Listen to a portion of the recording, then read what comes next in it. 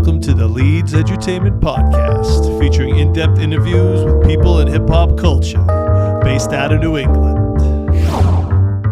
Leeds. It's good, brother. What's going on, man? Oh, you're in the car right now. Yeah, outside the store, got Nice. the wife holding the store down, so. Nice. Want to welcome everybody to the Leedz Edutainment Podcast. We got a very special guest today, a 20-year New England underground vet, my man Aztech from Hybrid Thoughts. How are you, brother? What's going on, man?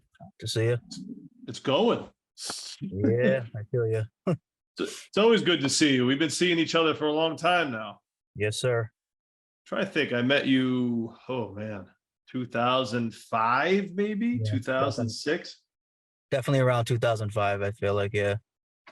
Yes, you were you were down with the Quincy crew at the time. The very notorious Quincy crew, which was going by what was the group at the name? The first group was what was Vengeful the name? Minds. Vengeful Minds. Yeah. Vengeful Minds, and they were very vengeful. I can tell you, they were very vengeful on me. And you kind of were the peacekeeper of that whole. You had an alliance, and you kind of try to keep the peace as much as you could with those guys. Yeah. But I really appreciate it. That was kind of my MO for like my entire existence. That was always the peacekeeper. So Especially with those guys, because they definitely needed some peacekeeping. For sure. You're originally from Lynn, is that what it is? Yeah, well, originally, yeah, but I lived like all over the North Shore growing up. Like Lynn, I went to high school in Peabody, and I also lived in Haverhill for a bit, Lawrence, Beverly, literally all over the north, everywhere north of Boston. I lived like growing up. So yeah, I lived in Haverhill. I'm not too far from Haverhill myself. No doubt. So where would you consider your most hometown then? It's tough to say because obviously I grew up in the North Shore, but I became like an adult in the South Shore. So it's like now I've been, for the longest time, like rolling with those guys and everything is always like, yeah, I'm actually not from here, but like now I've been here for, almost 15 years. So it's like, I guess I am now, I'm a South Shore transplant. So I guess that's home now. What town are you in? I'm in Quincy. Yes, dude. Yes. I'm in Quincy. I ended up marrying a girl from Quincy, so that's how it happened. It's funny because I always, I having such difficulty with the Quincy kids early on in my career, which we're all cool with now for the most part, hopefully. Right. I was always like, oh man, Quincy, man. And then, the Weymouth dudes. And like, I was like, man, South Shore is nuts, dude. Like, it's just like, you don't want to pick a fight. You don't want to pick a fight. You don't want to pick a fight with the South Shore because they just don't stop. And then I ended up getting in a relationship from someone from Weymouth, and then getting married to someone from Weymouth, and now I live in May. And now I'm getting Right. kind of run its course, and now I live in Weymouth. Oh shit! And I'm like, South Shore, man, I can't escape it, no matter what I do. Exactly. So, anyways, when did you start rapping? I mean, when did you get involved in the culture? Originally, I was a b-boy, so I'd say around like 95, 96 is when I started dancing. I was super young then, obviously, but the first involvement I ever had with hip hop culture was going to b-boy events, b-boy jams, and attempting to be like a full-time b-boy and really dancing.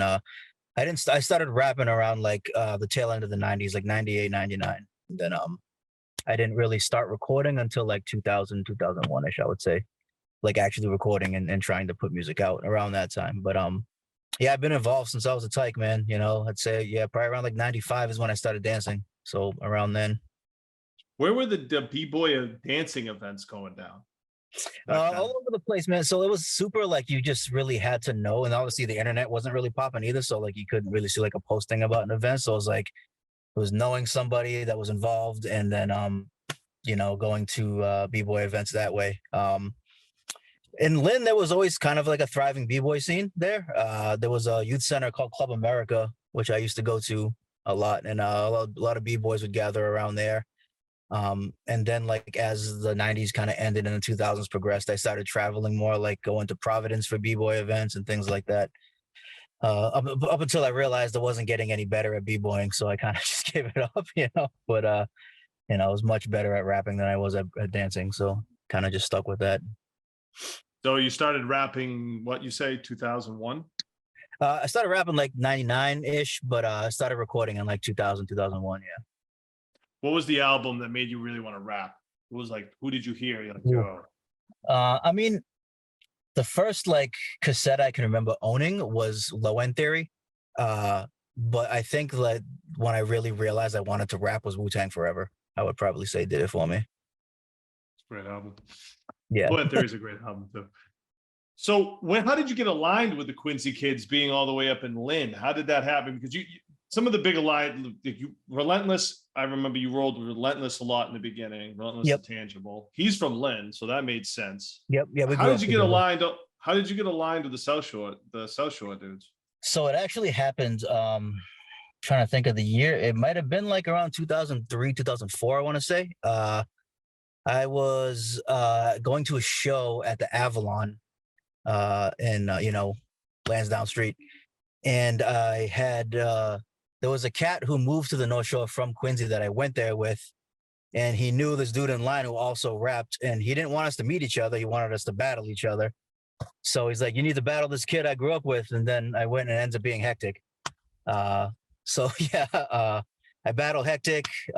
We become cool. Oh, stop! Hold on one second, buddy. Yep. I lost your volume there. Are you there? Test. Yep. Gucci. Yeah. So you said you battled Hectic.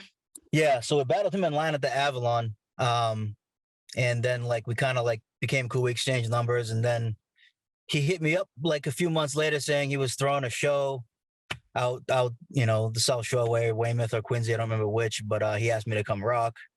I came and rocked. I actually brought Relentless with me, and then kind of just started vibing with each other. Then that was kind of an odd time in my life where like I really didn't want to be home a lot, so it gave me a big reason to like make the trek to the South Shore every weekend and start making music with these guys and rapping with these guys. And obviously like stylistically me and the Quincy Kids were always kind of different. But we ended up really like getting along, and then they just became fam. So I ended up coming up here every weekend, building, and then we just naturally kind of morphed into me joining their crew, and that's it. Rest is history. Why didn't you? If you don't mind me asking, why didn't you want to be home? It was like it was a time of life. It was during my first marriage. I got married like really, really young. Oh, and yeah, I remember that. Yeah, and it was just kind of like things just were a little too shaky around where I was. Not just that, but just in general, like I was kind of growing tired of being around there. It's like up until that point, I hadn't really left the North Shore much, so it was like a reason to go somewhere else. That was kind of where nobody knew me really either. Like these kids like only knew of me through music. So like it was like a completely different, like experience coming down there and making music with these guys. It was just like dealing with the art of it rather than like any personal problems. I kind of left them away, got on the commuter rail and went to a completely different side of the state. And then, it was, so that's kind of how it started. But obviously, they became fam, and then, ended up building off of that, and I never left. Right. No, you didn't. Well, I was thinking about, obviously I started throwing shows. You guys are doing shows. Mm-hmm. You guys threw your own events a lot too. I gotta give you credit. Like to say like the first, I remember Vengeful Minds bringing Copyright early on in his career to what was the name of the place? It was in Harvard. It was something. Hoffman's. Was it Hoffa's? Yeah. That was a crazy event. It was, yeah. Shout out to my older brother who, did some damage at that show. Yeah, well, I forgot your older brother rapped. What was his rap name? Ben Grimm. Ben Grimm. Yeah. Yep. He's still out in LA. Was he always in LA? I feel like he was not around. Yeah, he's from LA. He's out there. Cool. So we started doing these shows. You open up for a lot. I was looking at the people you open up for. It was like, or affiliated with Wu-Tang. You opened up for Wu-Tang? Yeah, that was prior to Leeds though. That was like that was a b-boy event that they were doing. It was actually it was the Rocksteady anniversary. Um, that was, want to say, around 2004, 2005 ish. So you Yeah. performed as a b-boy on that? No, I was rapping. Oh, okay. I was rapping. Yeah, yeah. We got Tech Nine, Jada Yeah. Kiss, KRS-One, Canibus, and MOP. I know some of these shows are mine. Yeah, most of those were yours for sure. So talk to me. Which was your favorite show to open up on then? uh, Probably MOP, man. I have to say, just the Really? energy behind the MOP show was, it was epic. You know what's funny is like a lot of times, dude, like a show I would expect to be like my favorite ended up not being at all, and then a show like I didn't really like expect to be like a big of a deal. With my favorite show I ever did with you, to be completely honest, was the Smith and Wesson show, because I don't know if you remember, but like the dude that went on before us ended up getting like booed off stage and shit thrown at him. And then me and Casper, who I was rocking mostly at the time, ended up doing like a live freestyle and turned the crowd completely around. And then that was just a super dope night. You know, it's kind of like almost felt like we saved the show that night. You know what I mean? But like on the flip side, yeah, I think that was I don't know if you were like really in the, that was during your days when you kind of stayed in the, you know, in the office mainly, you know. But like on the flip side of that, like we did that Jadakiss show, and I was like, this is gonna be my favorite show ever. And it was like, to be honest, it was like one of my least favorite shows we did at the Middle East, just because, you know, me in the background I come from, that's super like, you know, culturally hip hop background. Like the crowd there that night just wasn't like a hip hop crowd. It was more like a concert crowd, you know, rather than like the crowd that would go to a hip hop show. And then crowd wasn't really like my vibe, and you know, a bunch of other random like shit happened through that night that kind of made me like, yeah, this wasn't what I expected it to be. But then like random shows that were like a smaller crowd, but the vibe was just great. Like Devin the Dude was always cool. You know what I mean? I did that one with you. Smith and Wesson was great. Countless, man. I mean, you're probably responsible for like some of my favorite shows that I did, man, for real. Well, thank you for coming, Yeah, supporting. sure. One of the who sticks out in my head the most with you and the shows we did was Canibus. Yeah. Because I feel like you really loved Canibus or something. I feel like you were really adamant about getting on these Canibus shows. Yeah, every time I saw you, I asked when you were bringing Canibus. Now, like every time I saw you, like when you used to come to the crib in Quincy, we're like, what's up with Canibus, man? You need to throw a Canibus show, you know, Canibus, because he was like a huge influence for me growing up. So it was like, that was like a dream. And then finally it happened. And I made sure that time, like I really did my thing on that show. We ended up bringing like 100 people to that show, I remember. Thank you. Yeah. Let's talk about Canibus, because you know, he's kind of like he's a legend, and he's an icon, and he is he's, depending on who's talking about him, you could say he's one of the greatest or he's one of the worst of all times. You know, just because, you know, he's kind of erratic. You know, he's just like an erratic MC, but he's super talented. Talk to me about what makes Canibus so great to you. I just think, like, I mean, obviously, like I said, like Wu-Tang was like my first introduction to like wanting to like really do this. But like when I first heard him, it was like at that time you hadn't really heard somebody rap on such like a knowledgeable level that way, like using the words he did, A, and B, like the subject matter. Like, you know, you fast forward to like the 2010s and everyone's obsessed with conspiracy raps and all this stuff. And Canibus did that Channel Zero joint in like 97 where he was talking about all that shit then. And it's just like, he was always like ahead of the curve as far as like lyrics went to me. And like lyrics were obviously my most important thing always. But because, you know, his downfall was always like beat selection, I feel like. But like lyrically, man, he was always like kind of the top dude to me, you know. And so like I ended up rapping the way I did really mostly after I heard Canibus. Like that's how I wanted to rap. That's how I always wanted to rap. It's still kind of how I want to rap, even what I do now, you know. So you know, Canibus, first time I heard him was on the Firm album, you know. I didn't hear him before that. I was in New Hampshire, so I didn't have access to as much as I did later in life. But right. We were talking about this the other day. Like before Canibus, no one had really rapped long, like, you know, more than 16 bars, except we were talking about this as the infamous Capadonna Winter Wars verse, right? Yeah. So, yeah, for sure.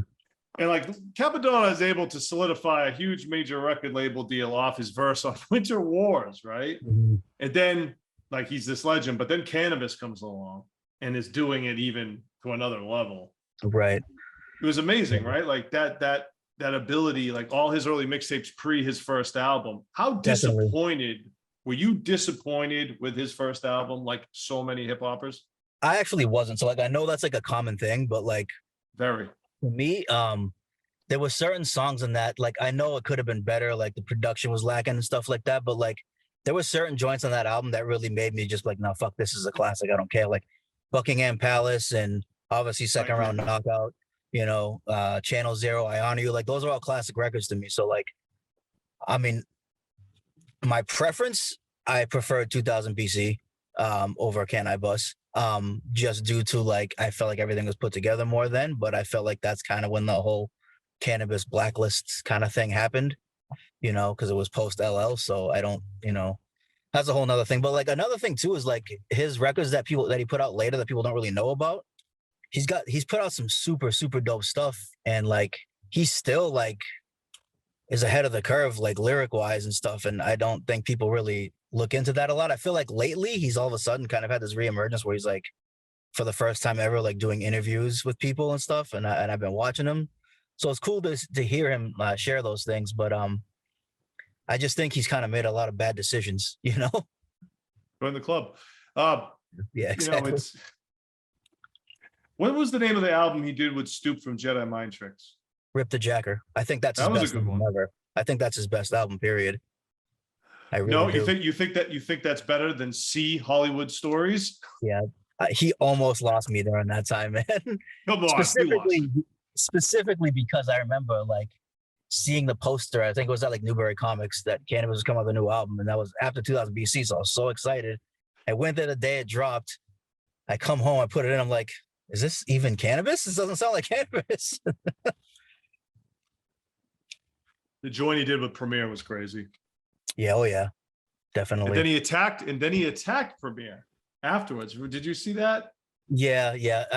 That was around the same time, I think, where he was he kind of went at J. Cole too, like randomly. And yeah, I don't know. I've met the guy a few times, but I don't think I know him well enough to really like say, you know, his mind works a certain way or not. But yeah, we're not psychologists, and it's way above our pay grade. Yeah, but, exactly. Did you ever do a song with him? Yeah, I did. I did one too. I did one too. Finally. Yeah, I did one. It wasn't until like 2019 though. I finally did one. Shout out to my man Mindspawn, who lives out in Vallejo, California, but he kind of linked that up. And there's like two different versions of it. There was like a vinyl only release that was like me, Relentless, and Canibus. And then we put out a version was me, Paranorm, Saucy Lady, the whole crew with Canibus as well. Yeah. That one's a little easier to find than the other one these days. So yeah. The one I did, it was it was like I was working on a project with Amadeus and Stampede. Yeah. And I know the song. Like, you know the song, and then Leteb gets on it. So I didn't think anything of it. I was like, yo, Arms laid the concept down. It's called The Virus. And like, I was like, oh, Canibus, you know, you can spit this. And he's like, yeah. Thinking I'm only going to get like a 16, right? This guy must have spit like a 48. Right.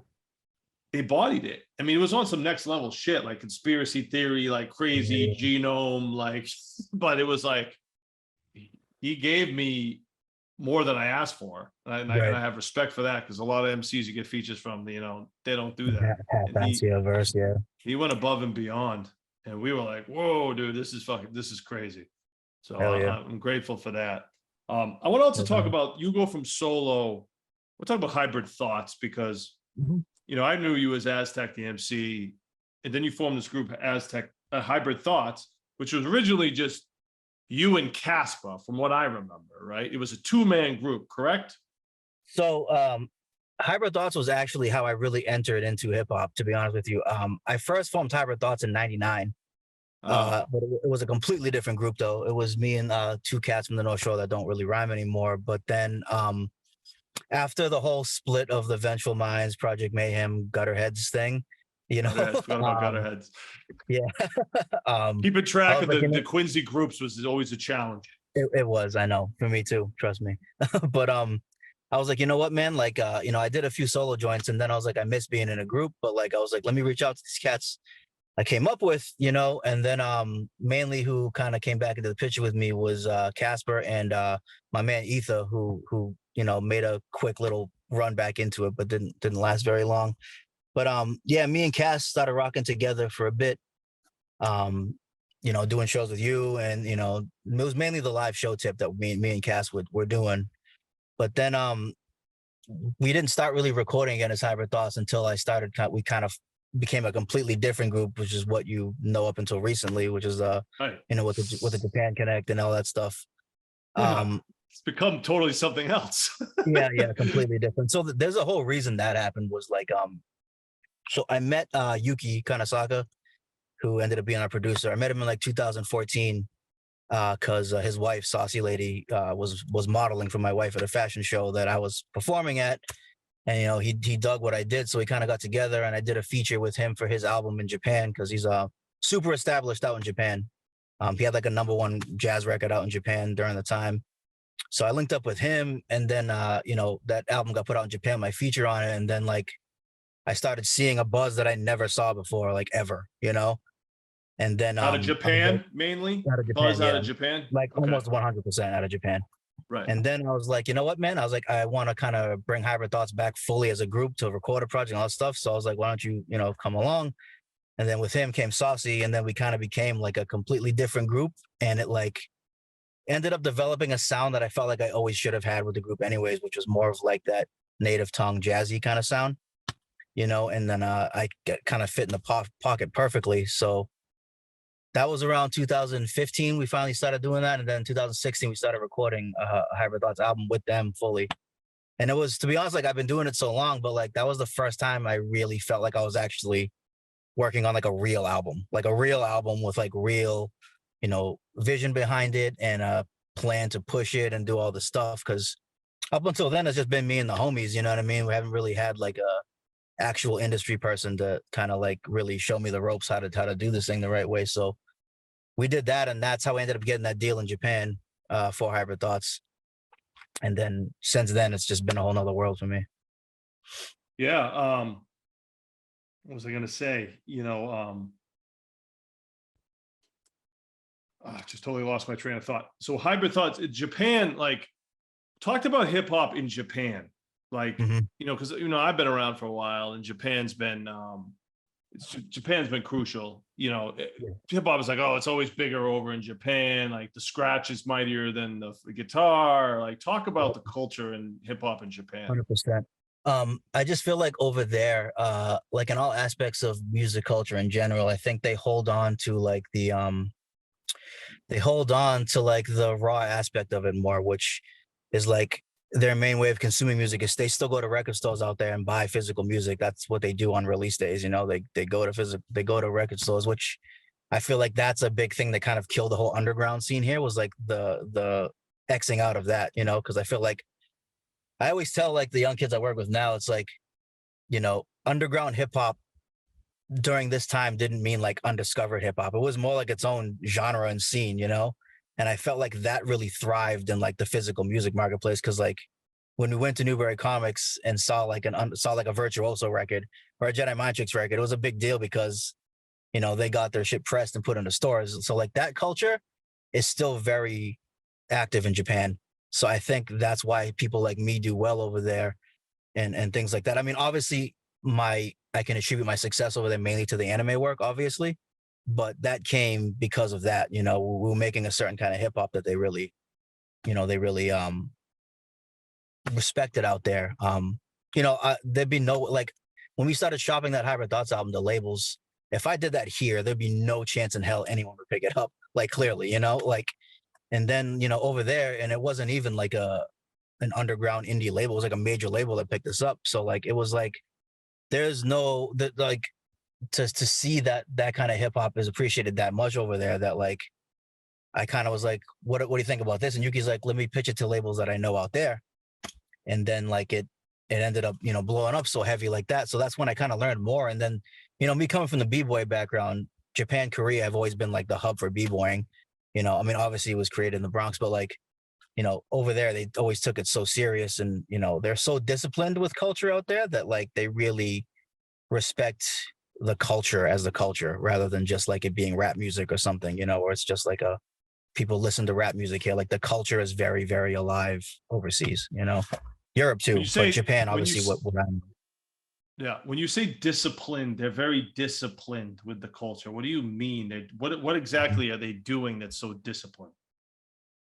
so like it's almost like take like martial arts for instance, right? Like if you want to like partake in martial arts, you get like really disciplined to the fact where you study it, you want to respect the culture, you don't want to, you know what I mean, kind of just half-ass it. Like if you especially like I feel like that way, like a lot of like Americans that do martial arts look at it that way because it comes from another place, so let's respect it.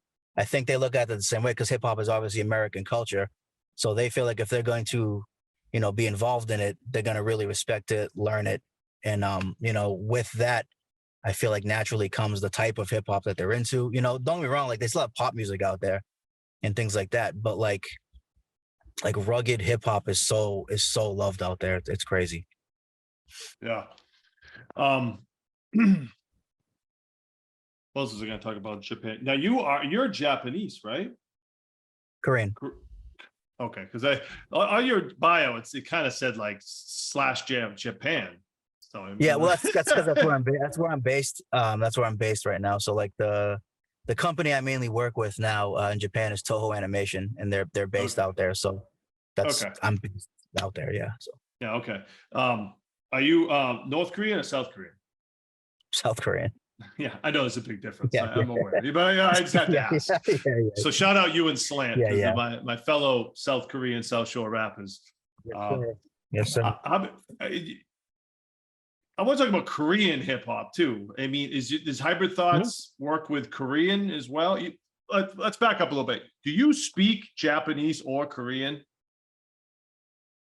So Japanese, no. Korean, a little bit. I understand Korean fully. I speak it a little shaky. I can speak it, but I speak it with like an extremely American accent. So like when I Like speak Boston Korean, usually accent? Koreans like just speak English, dude. You know, it's like So do you speak Korean with the Boston accent? That would be amazing. yeah. Well, I mean, I probably like unknowingly, probably. That I have to hear. Um, Yeah. so you don't right, you don't rap in Korean, you don't rap in Japanese. This is all in English, and they still understand it and love it in those countries. Correct? Yeah. Oh yeah. Yep. Now, is there a more do they understand English like that over there, or is it A lot just of the them do. sonically? A little bit of both. In like the major cities like Tokyo and Seoul, places like that, a lot of people do speak English and they understand it because like they take English in high school and in school and things like that. So like a lot of them do understand it, but a lot of it is sonically, you know, they just it's a vibe and the, you know, all Right. that. But a lot of them do understand English though. That's cool. Um, I want to talk about anime. You've gotten your songs placed in anime television shows and movies. Is that correct? Yeah. So they actually aren't placements. So like I actually I'm like an independent contractor for that. Like they hire me to do songs specifically for these shows.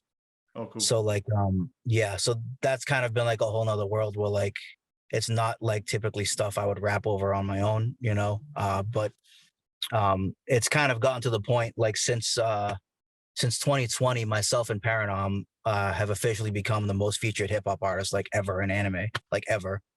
That's amazing. Which has been pretty fucking crazy. Yeah, I know. So that's kind of like why I've kind of like shifted to that world like almost 100%. You know, for obvious reasons. You know, I like being successful. You know, but Seeing yeah, exactly. progress, seeing progress. But How is that? I gotta ask, like, how is it to be like to make this music in underground in New England, right? And you know, Mhm. it's hard to get your stuff out there, and it's such a struggle. But yet you do this thing that's completely different. It's not really what you're really, you know, it's you're doing it, but it's not really the music you really want to be making 100%. But it's extremely Right. successful compared to what you Yeah. really want to do. How's that balance? I mean, I think the great thing about it that allows me to have balance is like now anime has gotten me successful to the point where I can still do the music I want to make comfortably and not have to worry about it as much. Right. Like I always say to people, like, I think the downfall of a lot of underground rappers is they love rapping for rappers, and they love making music for other people that make music. And like literally, like once that is out of my head, like it doesn't make a difference anymore. Like I started doing the anime stuff, and I've garnered enough success and attention off of that now, where like I have my own built-in fan base now off of anime. My fans are anime fans, but now when I put out music on my own, they still tune in, they pick it up. So like it's gotten me to a place where I'm comfortable now, where I can just make what I want to make and not worry as much. Whereas like before I was doing the anime stuff, I was like really worried about like, if people gonna care about that, people gonna dig this. Let me try to like reach in my pocket and grab a big feature to like promote the album better. And like I don't gotta really worry about any of that anymore. And it's kind of been like a huge blessing, We'll talk about anime and the history of it because it's something that's been around for a while. It's really popular now, but I remember in 1980, in the late 80s, Akira coming out. Like I remember that Akira came out. It was just this, to me, it just looked like a cartoon, right? Like it was like this cartoon on the new release shelf in the video store. And I was like, what the heck is this? And it actually, and I studied it. I did a little research on it. Actually started way back in the 60s almost, the whole process of it. Talk to me about what anime actually is versus cartoons and what's the difference, because a lot of people got confused. No, definitely. And that's it's funny because Ferron did an article about me last year, and he wrote like, must be hard for him now to explain that he's known for writing over Japanese cartoons. And it's like, they're not really cartoons. I mean, they are, I guess, technically, but like it's animation. So I think anime is short for animation.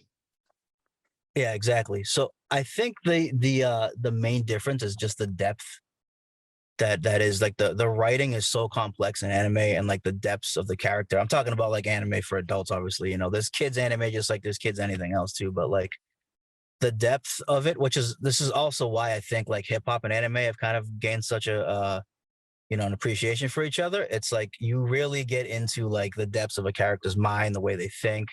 A lot of things are internal in anime. There's obviously dialogue, but there's a lot of internal dialogue in anime, which is what like almost every human can relate to. And in general was like inner problems that every human faces. In anime, they focus so much on that.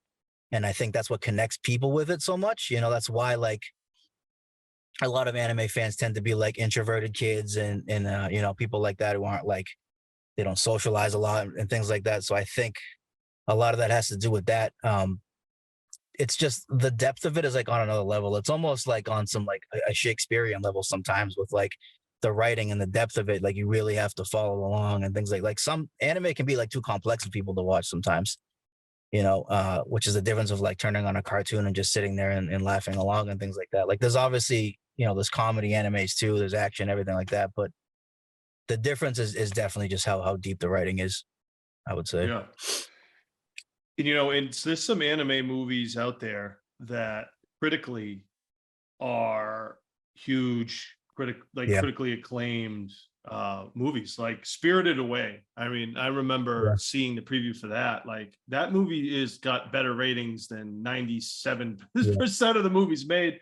The Red Turtle, the Red Turtle, another one. I mean, these are like critically acclaimed things. This is not like a fad. This is like everybody, like these are like up there with best pictures, and you know what I mean? Like this is no joke. This is not a kids thing at all. It's deep. No, definitely. I've like and I've lucked out with the shows I've worked on for the most part. There's been some duds, but like for the most part, the shows that I've worked on had ended up being like, great. And the coolest thing, which I think has carried me through this industry mainly, is that like I start working on a lot of these shows on season 1, and then they get picked up for season 2, season 3, which they want to keep the same sound going and everything like that. So I get called in for season 2, season 3. And then like now my name is attached to certain titles that are like really revered by people. So that's another thing that I feel like has created more longevity for myself and Paranorm, because that's who I do most of the stuff with. It's created like a form of longevity that like I could only have wished for when I started making music back in the day, and like it now happens at the tail end of my 30s. But I mean, it is what it is. Great. Talk. What are some of the animes that your music has been in the television shows and movies? What gives me some titles? I Yeah. don't even know what they are, Um, but other people yeah. might. The biggest one I did was a show called Jujutsu Kaisen, which is right now it's on HBO Max. I did me and Paranum did all the hip hop on that. Casper was actually on that one as well with us. Um, a show called Dr. Stone, which is on Adult Swim. Season 3 just came out. We're on all 3 seasons of that. A show called Beastars, which is on Netflix. We did. And there's a bunch of other ones that were like kind of lesser known, but those are like the biggest ones that are on like the major platforms that I've done. And then aside from that, a few movies. A lot of the movies I don't really like know the titles for because they're in Japanese, so like I don't even know how to like really say them. But say them in a Boston accent. Yeah, exactly. I don't even think I can do that. Give me one. Just give me one. Say one in a Boston. I need a little taste. Motto King Granzor. Check it out now. I love it. Yeah, exactly. But aside from like, so like that has also turned into like, since this company works with us so much, it has all turned into, aside from rapping now, I'm helping out with writing a lot of things, and doing some voiceover work now. Like I did voiceover work for a show that's it was for Disney Japan, but it's on Hulu in America now. It's called Lost Man Found. I do like I play like a radio host. You never see my face, but like it's my voice. Nice. A lot of commercials too. Like myself and Parent have done a bunch of commercials out in Japan. We did like a Reebok commercial. We did a Panasonic commercial. Tiffany, like a bunch of companies in Japan like hire us now to do like quick little, jingles for like TV commercials and things like that. So it's been really cool. It's definitely not what I ever expected to do. But as you get older, to find the fact that we found a lane in general, man, is it's crazy. So you talk about Paranorm. Definitely. You talk about Paranorm, and he is very underrated MC out here in New England. Talk about your relationship with him and a little bit about him. A little bit about him for people that don't know. Yeah, man. Right now, that's my right hand man. In my opinion, like when it comes to like a level of lyricism and poetry, I don't think many people can really get on that level that he has, man. It's kind of incredible. He's always been one of my favorites, man. Like, so he's from Lynn as well. Well, he lived down south as well too, but he's from Lynn originally. So I knew him prior. He's part of Tragic Allies. So that's all my fam as well. I grew up with STNAC. But then like Paranorm ended up, when we remade the Hybrid Thoughts thing with the Japan Connect and everything, Paranorm ended up joining Hybrid Thoughts right around that time. And then it kind of ended up, he's a lifelong anime fan as well. Cool. So like when they started asking to do these soundtracks, it ended up mainly just being me and him because we're actual like anime fans, so we knew what things wanted to sound like. But yeah, I mean he's still killing it, man. He's been with me through this whole like trek through the anime industry. Like last year, myself and him kind of swapped out doing shows for doing anime conventions, and it was absolutely incredible. Like all over the country, man. You know what I mean? Like, and I was going to ask you longer. about that. I'm sorry, I didn't mean to cut you off. No, it's all good. Yeah, like conventions have been great, man. Like the days are much longer than a show, but it's still feels like less work, because when you're doing a show, we perform at these as well, but it's a little different. Like when you're doing a show, you get like that anxiety all day before you hit the stage, where it's like at these things I show up, we kind of sit at a table for a little while, sign some autographs, take pictures with people, do a few songs that we do on these shows, and that's kind of a wrap, you know what I mean? And then, obviously we get paid well for these things too. So like it was a lot easier going. And then like, we're kind of taking a lane that's not really taken yet too. So it's like, I mean, hip hop and anime has always had like a relationship, but like now myself and Paranorm are kind of like pushing that forward, that like whole hip hop and anime thing. So that's kind of what we travel to these conventions and do. We do like these panels and things like that and perform and talk about like the relationship between these two and how people like us have now gotten this chance to be in this industry and do what we've been doing our whole life, which is hip hop, and, incorporating it with something we've been watching our whole life, which is anime. And, it's been super successful as of now, like the conventions and everything. That's great. I mean, you answered all my questions. So I was going to ask you, like, what's an anime convention like? Mhm. So that was great because they're Just like huge out here. just like yeah, it's just like if you finish. It's like just like if you're familiar with like Comic Con or anything like that. It's the Yeah, same yeah, yeah. thing, just with anime instead. You know.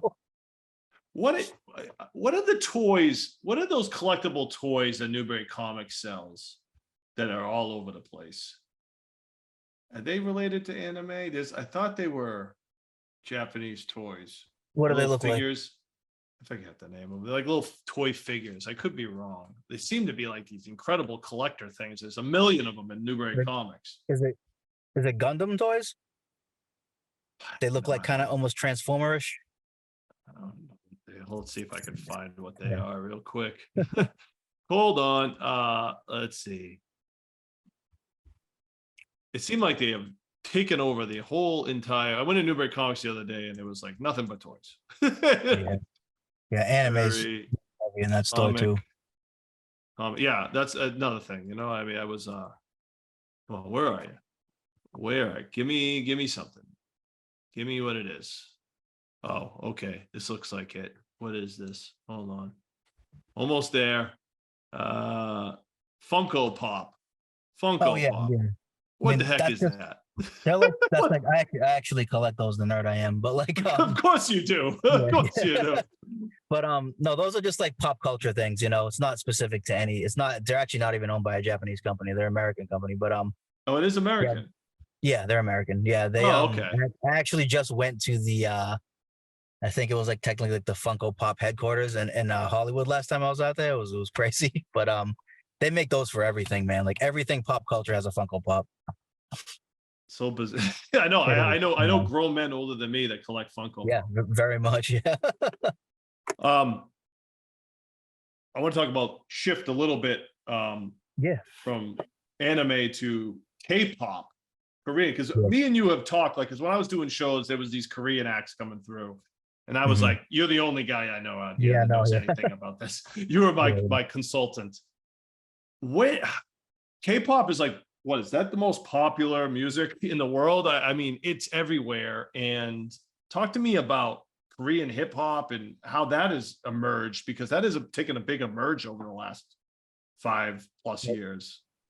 definitely. So like when I told you about like Asian countries being so disciplined to the fact where like they'll just Right. obsess over something until they so like Korean hip hop was always a like it was always a thing, man. Like when I was in Korea in 93 is when I first really learned like there's hip hop groups in Korea. Like they're familiar with Western music too over there, but like there's Korean hip hop groups out there that were like gigantic stars. And this was like back in the early 90s. So like hip hop was always a thing. And I think they just their incorporation of like visuals with the music and everything, I think is kind of what takes to people now. But like um K-pop has gotten so big to the point where it almost makes me like uncomfortable because it's like never in my life did I think like Koreans would be not even just with K-pop, with even look at cinema right now.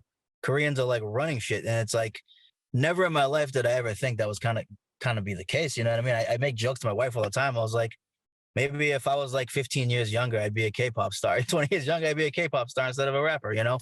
But like, you know, I think it's also like in this day and age too, with music becoming so you know, universal, the way K-pop like mixes, you know, hip hop with pop and R&B all in one, where like you don't have to pick a favorite kind of music to listen to. It's like K-pop is so many things in one.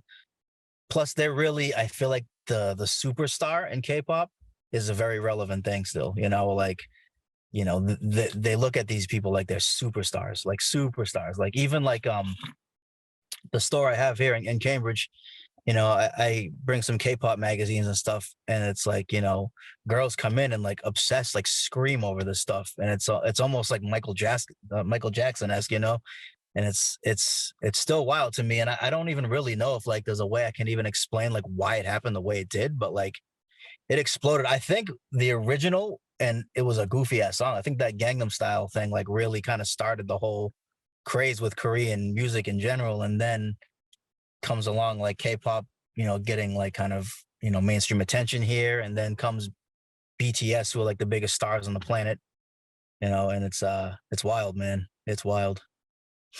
What I also noticed is Korean culture being heavy in Boston. Yeah, Like, very. because I deliver, I end up in delivering food a lot sometimes to make ends meet on the side. And I Mhm. walk, I deliver a lot of Korean food, man. I'm gonna Yeah. tell No, you I right know. now. It's popular. Yeah, it's definitely popular. How did that happen? Because it's just so popular. I feel like there's more of that culture in Boston in some areas than anything else. It's Definitely. that prominent. Definitely. I think a lot of that has to do with like just the big wave of Korean influence in entertainment. I think Right. people it made people really look into Korean culture a lot more and then discover, this food's fucking delicious, this is great, you know what I mean? And going out to eat Korean barbecue is like an event in its own, you know what I mean? And Definitely. but yeah, I just think like there's just been an explosion with Korean stuff. Like you look at obviously In the K-pop. States, in the States That's what I mean. particular. Yeah. That's what I mean. Like like you look at K-pop, there's obviously a craze. Like every teen girl is obsessed with K-pop now, and then you look at cinema, Parasite sweeping the Oscars that year. Amazing movie. Yeah, man, amazing, Incredible. amazing. Which also completely accurately depicts the class division in Korea. It was incredible. Dude, that Um, movie is so good, dude. yeah, Anybody that it hasn't was. seen that movie, go watch Parasite. I forget, is it subtitles? It is. Yeah, yeah. It's in Korean. Okay, since we're talking about movies, Squid Game. All right, dude. Yeah, Like yeah. Squid Game, bro. Like that's Another thing Korean. Koreans gave us. Yeah. Okay, so I'm going to talk about this aspect of Korean culture because this is one I'm a little more familiar with before things got a little poppy. Was Right. Right. the Right. Right. violence, Yeah. the movies, man, I know the it's crazy. bloodiest movies, most. Like old I boy and went. movies like that. I'll tell you one quick thing. I went through a phase in my like mid-20s. So I would go watch some of the most controversial movies ever made. Mhm. I'm gonna tell you, a lot of them came out of Korea, Yeah. Japan. They were the most 100%. violent things. And Squid Game reminded me of that. Why the obsession with blood? I wish I had an answer for you. I don't know, man. It's always been that way. It's always been that way. Like if you talk about like back in the day in Korea, they had movies where like pregnant women weren't allowed to watch them because it would scare them too much. And it's always been that way. In Japan too, Japan's obsessed with violence as well, like as far as cinema goes. But the funny thing is like both of those places, culturally and like society wise, are some of the most non-violent communities of people like in existence. Maybe But that's why then they crave it. I think that may be a reason. Like I think like it's such like a rarity to them that like that's why they go extra. They don't actually deal with a lot of violence over there. So like when they create it, it's like to the 10th degree because it's almost like it's not real. You know what I mean? Like violence isn't really that real I mean, violent shit happens. Don't get me wrong. Some of these Asian countries are war-torn third world countries, but like as far as like cinema goes, like the blood and the gore and things like that, it's yeah, it's on another level. Sometimes I can't even take it, but like I'm the same Itchy way, the man. Killer, I went man. through a phase. I was just gonna Itchy say the "You the Killer." Yeah, Itchy the I did a whole Killer, song based man. on that movie. The obsession with torture. Torture, yeah, yeah, and then like just the fucked up like aspect of how a storyline turns violent. Like movies like Old Boy and things like that, where there's just like Oh boy. out of nowhere, there's like some crazy violent scene. Like, oh, that was unnecessary. But Oh boy, that scene where he just eats the squid whole. Like yeah, exactly. that really happened. I saw an interview. He talks about making it, and there was some really good. Some of these movies are really good. Like the guy that ate the squid. He was in another one later that I really enjoyed. It was like a revenge. I like they love the revenge theme too. Yeah, But definitely. some really good movies, but some just awfully violent, man. More Yeah, violent than the United States in a lot of ways. And I can't believe I'm saying that, but the movies are actually bloodier no, than the United definitely. States I movies. mean, it's funny. Somebody says to me that day, it's like specifically Japanese and Koreans. I feel like they take American culture and just amplify it to 100. It's like someone sent me a video of like a pitcher of a baseball team in Japan walking out, and it was like a WWE entrance where they were like doing his hair as he was walking out and everything. Like everything is like amplified like crazy over there. But like it's all based off. If you really think about it, it's kind of all based off as far as the entertainment goes. It's all based off American culture. It's just they take it and fucking go crazy with it, you know? It's funny you bring up the WWE because in the early days of wrestling, before, you know, the WWF, before it got really big, like I'm talking like early 80s, late 70s, before it got big, a lot of those big events were booked in Japan with when they were cutting themselves with the blood and the real blood. And that's because Japanese wanted to see these guys get all bloody. Yeah, no, I'm obsessed with that era, man. Like the whole Antonio Inaki era and Abdullah the Butcher. Abdullah the Butcher, yeah. Bruiser Brody. Yep, the Japanese death matches. Andre the Giant. I mean, that was kind of like the thing. Like they went over there and got bloody. Yeah. Yeah, you see the Japanese, you see the fans in the crowd like, oh.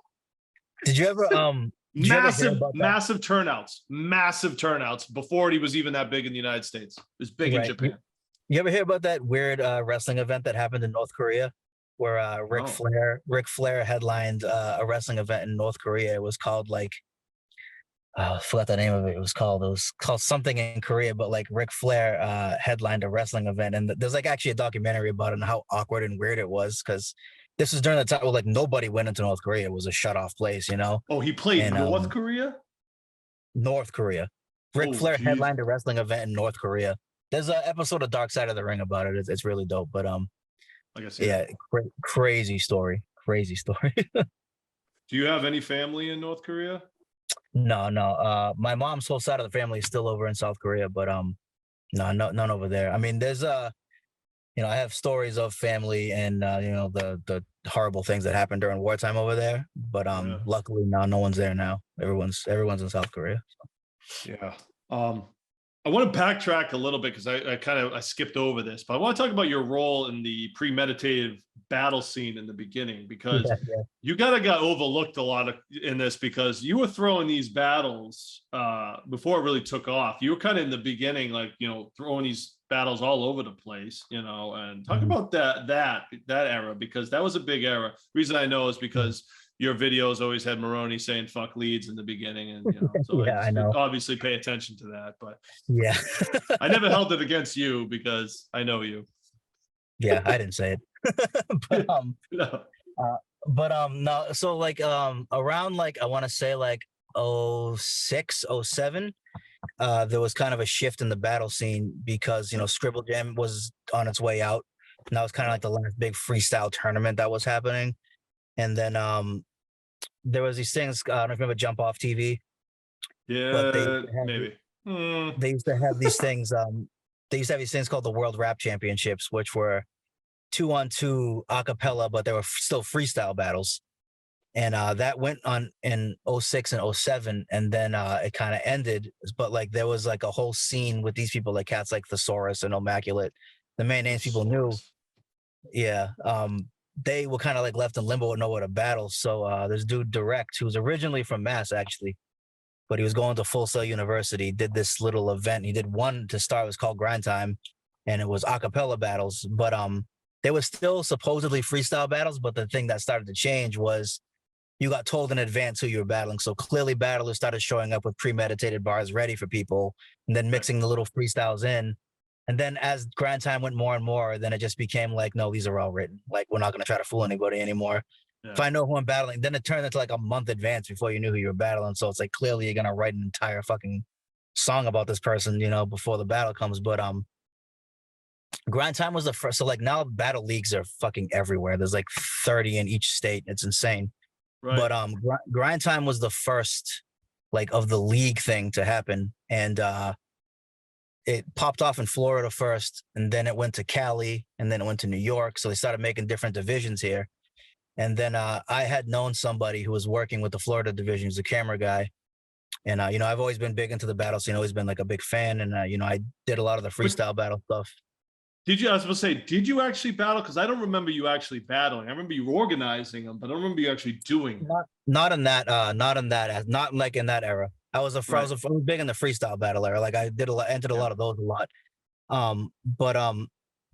So this guy linked me with the person who was running Grind Time, and I was like, what's up with doing a division in Boston? I could probably put something cool together. And then at the same time, he had been talking to Edo, and he's like, well, do you know Edo G? Because he wants to be involved. Well, I was like, yeah, obviously I know Edo G. So like then that actually, and salute to Grindr for this, because that created a friendship between me and Edo G that goes to this day. You know what I mean? Which is really cool. But so me and Edo started doing the Grind Time New England division. We didn't want to say Boston because we wanted cats from other places to come too. So so that started doing, and then we started running events, and then like they started seeing like we were throwing battle events, and it was a whole new form of battling, but like the crowd was always so thick and really coming through for these things, and we started running with it. But the problem with that was like Grind Time gave myself and Edo the Boston division like at the start of Grind Times, like kind of falter out. They started getting overshadowed because Canada started King of the Dot, and New York, Smack, who always did Smack DVD, started doing URL, and those started overshadowing Grind Time more because they had more money behind it. They were getting bigger names to be involved and all this stuff. So like we kind of filtered out, and then Grind Time New England kind of lost steam and stopped. And then I started working for a company called rapgrid.com, which kind of like sold itself as like an ESPN for battle rap, you know, like it went to events and covered them and like interviewed battlers. And then to be honest, man, like that was around the time where I kind of started like being like, I don't know if I really like this anymore. Like, you know what I mean? Like this shit literally started turning into like UFC and WWE. And this is like, it was like, yeah, I don't know. It's just a little too much for me now. And like, I kept going to them. And like, I remember when I linked you with King of the Dot for that event at the Middle East and all that stuff. And it was like, it got to a point where like, it just got like, I don't want to sound like a dip, but like, it just got kind of corny to me after a while. Like, and then like, it became to a point where like, I literally said this like a week ago. I was like, I don't think anything in hip hop has lost my interest as much as battle rap has in like the past like 3-4 years. Like I'm to the point now where like I don't even like watching it like anymore. Like I tuned in like a month ago to the event to honor Pat Stay, rest in peace, obviously, just because I knew Pat Stay and he was a good dude. He always showed me mad love. So like incredible battle rapper. Yeah, I tuned in for that, and plus the homie Jin made his return there, and that was a big deal. So like I tuned in for that. But then other than that, like battle rap has really kind of like left my life like almost completely. Like it was a fun time, but you were kind of jaded when we used to talk. I'd be like, when battle rap was really taking off, and you're like, man, I was on the forefront of this, man. Oh, yeah, it bothered me. It bothered me for a while, man. It's like, I've been doing this forever, man. You know. Well, it's like, because like if we're being real, man, like I'm the one who brought the new era of battle rap to fucking Boston. Like nobody else did. Like I did. Like salute to everyone that's involved. But like if we're being real, man, like I brought that shit here, and like I started getting overlooked more and more. Then I was like, fuck it, you know what? Fuck battle rap. I'm done. Like I don't want anything to do with it. No, I hear you, man. King of the Dot battles in those early ones at the Middle East. Yeah, no, salute to them though. I mean, they made battle rap a whole nother entity, man. Now, you know, I think about it now. Like Pat Stay was at one of those. Yeah, and he was. Who did he battle that night? All the Dawn. Yeah, it was incredible. Yeah, that was the main event. Yeah. That was when I first learned about it. Like, and I talked to Chilla Jones about this. It was just like, it was like a festival. It was like, it wasn't just Bostonians coming to this. It was people from all over the world that were flying in for this. I was like, holy crap.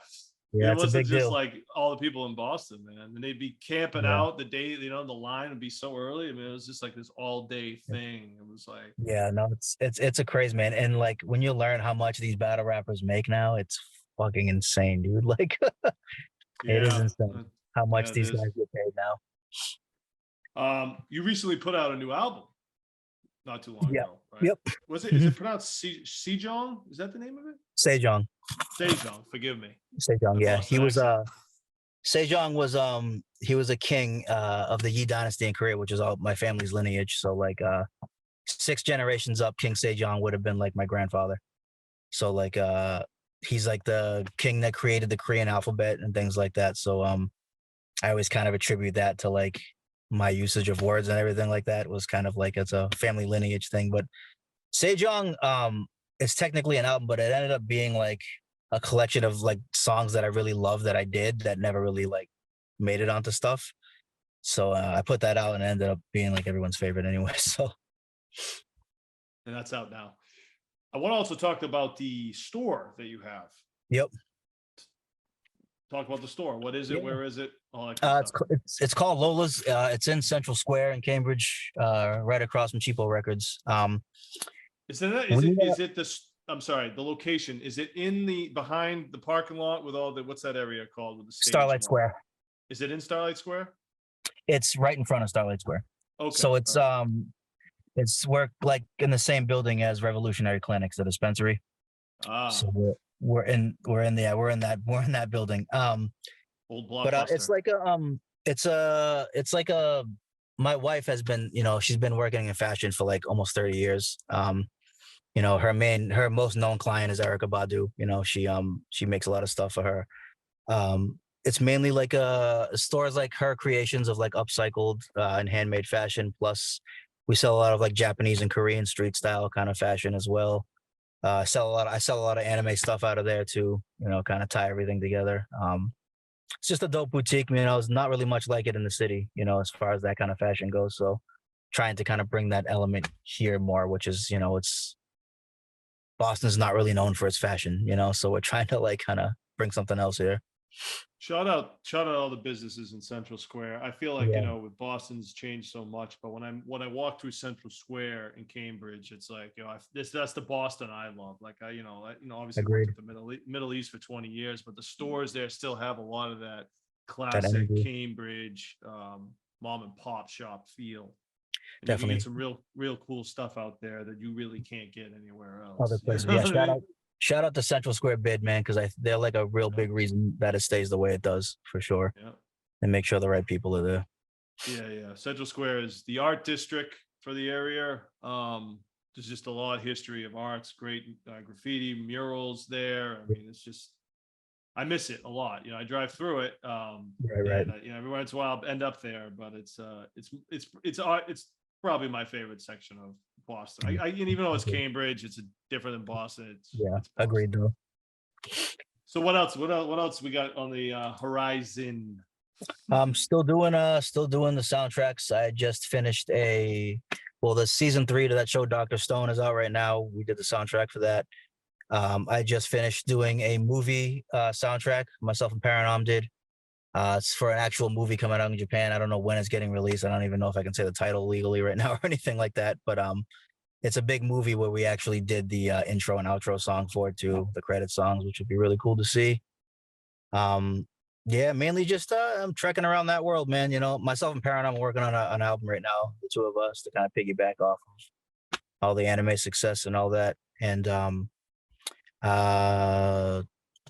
I'm working with the Showa Japanese Institute, which is like a Japanese school in Boston. Mainly a section of that called the Cultural Exchange Initiative, which is like a cultural program that exchanges American and Japanese culture. And I'm actually going to Japan in August to do a few lectures over at Nagoya University about anime's influence on Western culture. So pretty dope. One thing I got to ask you, I should have asked this earlier. How do you keep your chill attitude? Because you know what, man, like you're a very peaceful guy. You keep it cool. Where did you learn that? Or is that just naturally your personality? Because you hang out with a lot of strong personalities. Hot-headed people. I know. I remember myself included. I mean, I'm no exempt from my personality is not too different than some of these other strong ones. I'm chiller now, but back then I was just as bad. No, 100%. I mean, how do you keep it cool? What's the zen there? What's the trick? It's just natural, man. I want to say a lot of it's cultural, but I mean, it's always naturally been there, I can get hot-headed too, man, but I mean, overall, man, I like to just be peaceful, man. There's no reason to get brolic all the time, no reason to get crazy, The universe unfolds no matter what way you look at life, so got to just take it as it comes, man. I 100% agree with that now, and I've learned to be more like that. But for years, it's tough. It can be tough. I remember one specific time you were arguing with somebody close to me. I'm not gonna say his name because I don't put it on blast. But remember, the big argument happened, and all you wrote underneath was "God bless Aztech." I remember. Seriously, the peacekeeper, man. The peacekeeper, bro. And honestly, God bless you. Okay. I bet that. Thanks, Aztech. But I'd like to thank everybody for tuning in to the Leedz Edutainment podcast with very special guest Aztech. Great to build with you, brother. We will talk soon. Yes, sir. You're around, brother. Peace, peace.